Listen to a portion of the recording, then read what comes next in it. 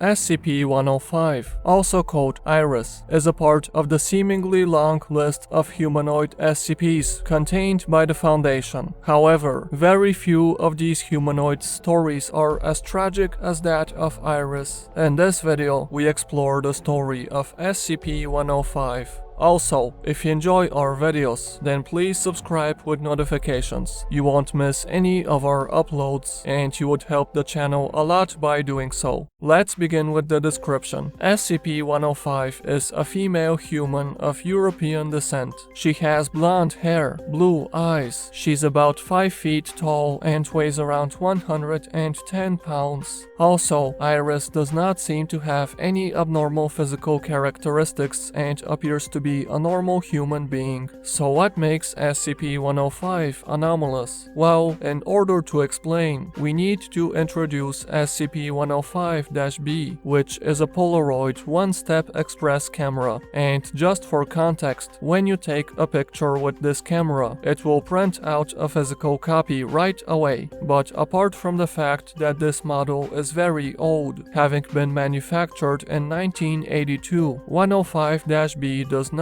appear to have any abnormal characteristics, and in the hands of an ordinary human, this camera functions normally. However, this is because SCP-105's anomalous features are revealed only when Iris operates this specific camera. This is because when she takes a photo using SCP-105-B, the photograph changes from a still image to that of a real-time feed of the photographed location. Furthermore, 105 is also able to reach through the picture and manipulate objects within reach of the viewing point where the picture was taken. Of course, you may be wondering, if you go to the location where the photograph was taken and have SCP-105 reach in, then what do you see? Well, the answer is quite disturbing, because you will observe a disembodied female hand reach out from an invisible portal. And finally, the photographs taken by SCP-105-B do not show these properties in the hands of an ordinary person, and only Iris can reach through them. But this does not apply to Iris, because she can reach through any photograph, regardless of the camera that was used to create it. However, 105-B works best because she can achieve fine control in manipulating objects only using this camera. But perhaps even more interesting than her properties is the way the Foundation discovered her. It all began with an incident when Iris's boyfriend was attacked and terminated. Unfortunately, she had pictures of his apartment, so she saw the attack unfold and naturally rushed to his location. Of course, the police wanted to know how she knew to go there, and Iris claimed to have been on the phone with him during the attack because she knew no one would believe the truth. However, the police checked the phone records, and the story didn't check out, something which made her a prime suspect. Things were looking bad for Iris, because even her lawyer did not believe her, and instead advised her to plead guilty. However, SCP-105 decided to prove her story by demonstrating her abilities in court, and of course, she was taken by the Foundation right after. Once in custody, the scientists interviewed her, wanting to know more. When asked when she first became aware of her abilities, Iris said that when she was about 10 or 11, she was looking at a picture of the ocean and noticed that the waves were moving.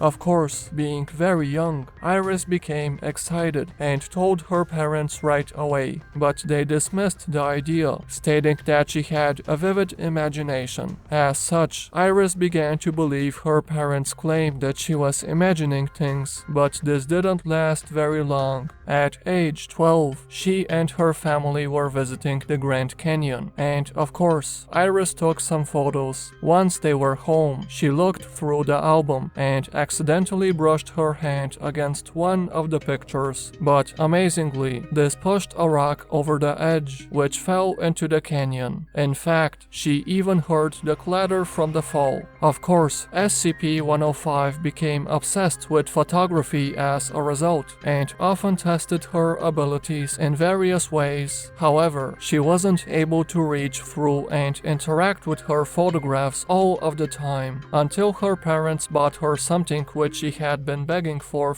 months, a Polaroid One-Step Express. And as we already said, this camera, also called SCP-105-B, made the process of interacting with photographs a lot easier. And finally, at the end of the interview, Iris complains about the conditions within the Foundation and says that it's as bad as a prison. But in return, the scientist tells her that they have a special program, one that would allow her to leave the site from time to time, if she participates, of course. But what could the Foundation possibly want out of a woman that can use photographs to manipulate the environment? After all, there are quite a bit of humanoid SCPs which are much more capable. Well, it turns out that out of all things, they picked the most dangerous scenario. SCP-105 was to take part in Mobile Task Force Omega-7, an elite SCP Foundation unit nicknamed Pandora's Box, which is tasked with containing the most dangerous anomalies. Fortunately, unlike another anomalous member of this strike force, namely SCP-076, the Foundation didn't want 105 to take part in the capture operations, and instead, Iris had the mission of reconnaissance and intelligence gathering.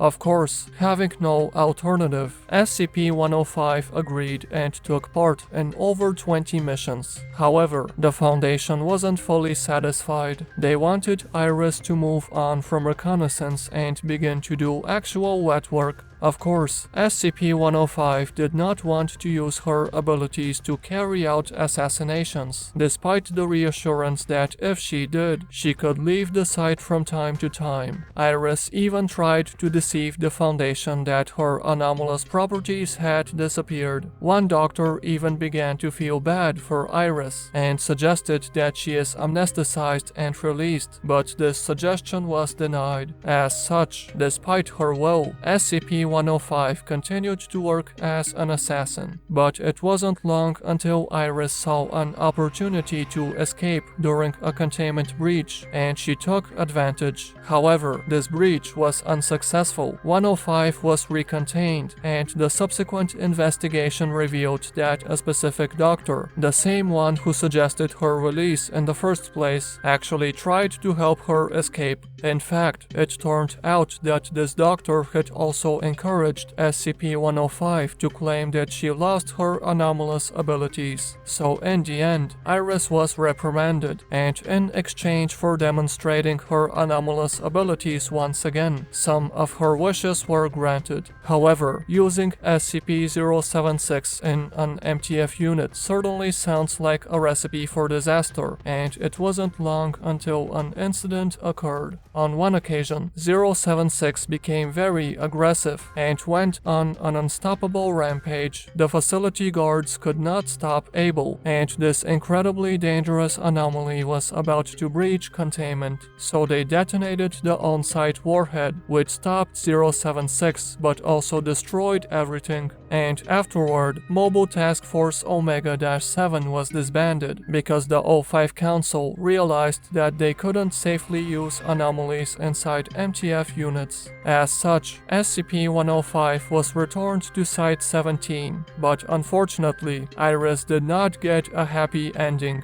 This is because one day, Site-17 was breached by the Chaos Insurgency, and the attackers almost took over the entire site. This brought the 05 Council to the realization that over time, they're becoming more and more vulnerable, and that they're losing the upper hand. After all, the pace of anomalous incidents is accelerating, and hostile groups of interest are being formed every day. As such, the Council decided that they need to bring back anomalous MTF units, else they're going to lose. So they re-implemented SCP cross-testing, weaponization of anomalies, and re-established Pandora's Box, but this time with the name MTF Alpha 9, nicknamed Last Hope. And of course, SCP-076 and Iris are once again on active duty, so you see why in the beginning we called SCP-105's story exceedingly tragic, because this innocent girl saw her boyfriend lose his life. She was accused of doing it herself. She was brought to a prison despite of her innocence and was forced to become an assassin. Hopefully, one day, the Foundation will defeat the groups of interest and SCPs like Iris will finally become free.